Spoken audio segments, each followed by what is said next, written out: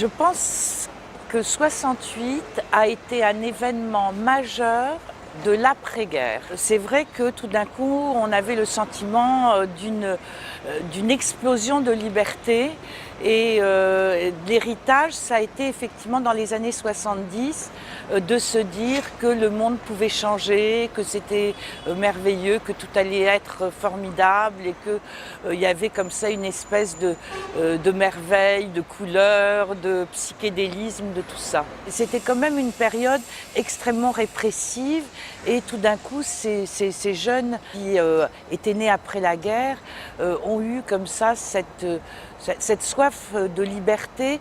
Le quartier latin a mis du temps à changer, mais très rapidement, je dirais, à partir des années 75-76, le quartier a fait peau neuve et n'est resté finalement qu'une espèce de souvenir, une espèce de mémoire historique où des anciens combattants pouvaient revivre leur jeunesse. Ceux-là même qui se moquaient des anciens combattants de la guerre de 14 ou de la guerre d'Indochine et qui aujourd'hui se rappellent le bon vieux temps des barricades tout en étant parfois d'anciens membres du Parlement européen.